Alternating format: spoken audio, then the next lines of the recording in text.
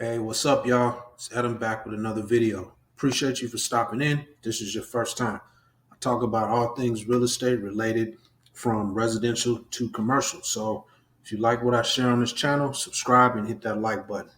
Look, we have a free VIP community of real estate investors uh, and like-minded individuals like yourself where we dig deep into real estate and answer questions no matter what stage you're in your real estate investing journey. It's free to join, and I'll leave the link below in the description. Now, today's video is about some of the pros and cons of seller financing. So, if you currently own a property that you want to get rid of, seller financing might be a great idea for you to consider.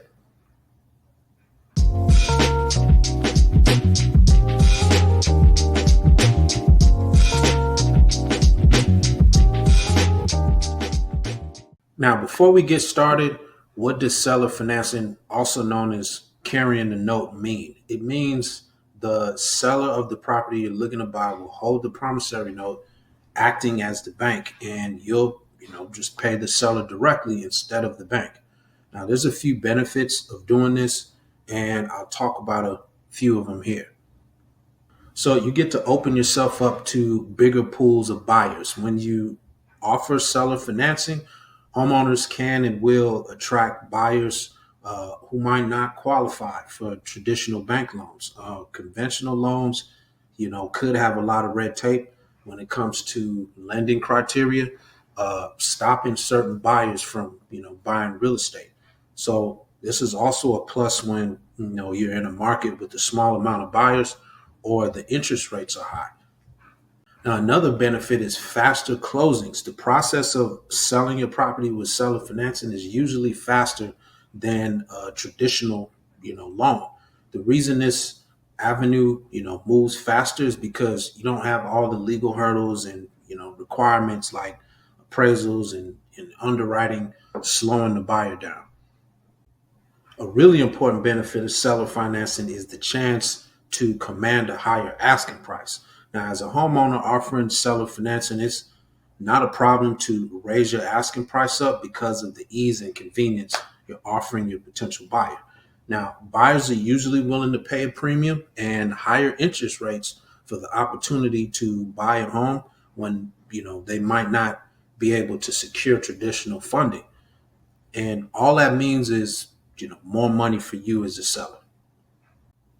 Selling your house with owner financing also gives you a fresh income stream. When you carry the note, you go from just a homeowner to a lender that will, bring you extra income every month because of the monthly mortgage payments that are coming in.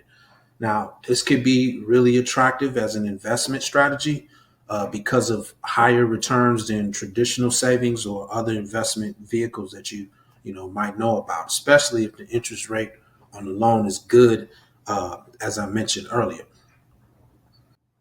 Now, the tax advantages from spreading out the receipt of the home's sale price over several years through seller financing can be another added benefit for you.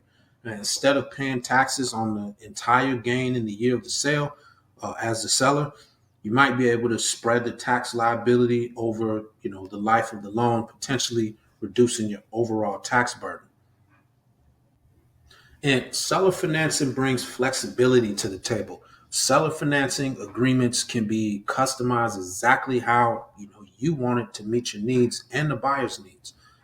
Things like the down payment, interest rate, and repayment schedule can all be negotiated because as a seller, you're now also the bank, and this is your deal, and you get to structure it however you want to do it.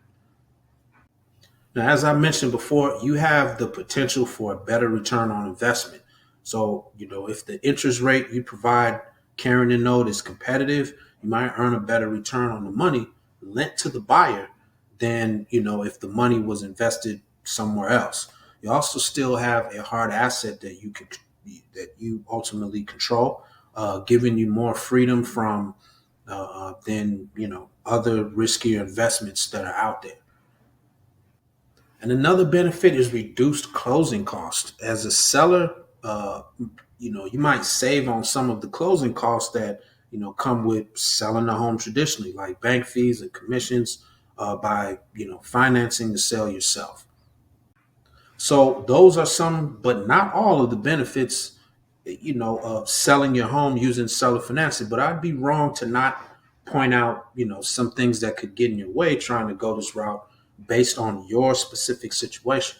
So there's risks involved with doing this, like the buyer defaulting on the loan, of course. So if you choose to do this, you need to perform thorough due diligence on the buyer's credit worthiness and possibly consult with the real estate attorney or financial advisor to structure the deal in a way that minimizes your risks. Now, understand that a house doesn't need to be owned free and clear to offer seller financing, but it does complicate the process a bit, though. Uh, as a homeowner that still has a mortgage on the property and you want to offer seller financing, it's really important to pay attention to whether the existing mortgage has a due on sale clause.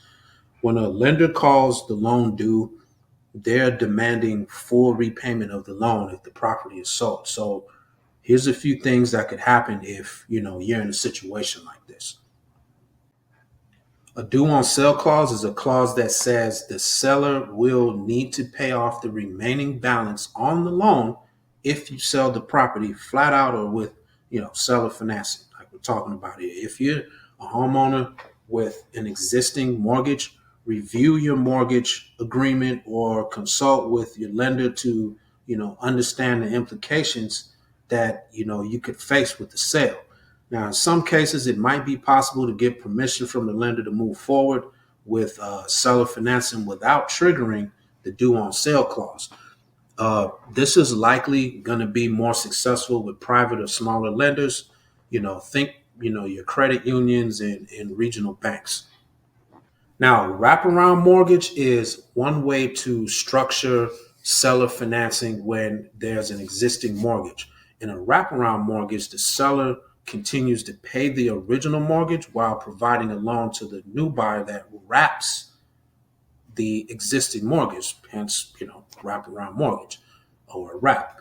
The buyer pays the seller, who then continues to pay the original mortgage plus any additional amount as part of the wraparound loan. Now, this setup can be risky and must be done with, transparency and potentially with the original lender's consent because of the due on sale clause that I just talked about.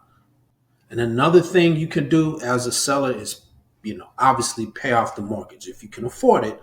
Another avenue is to use the initial down payment from the new buyer to pay off the existing mortgage. So doing it like this allows your seller financing terms to not get caught up in, any lender calling the loan due. So there it is. We talked about some pros and cons of selling your home with seller financing and carrying the note.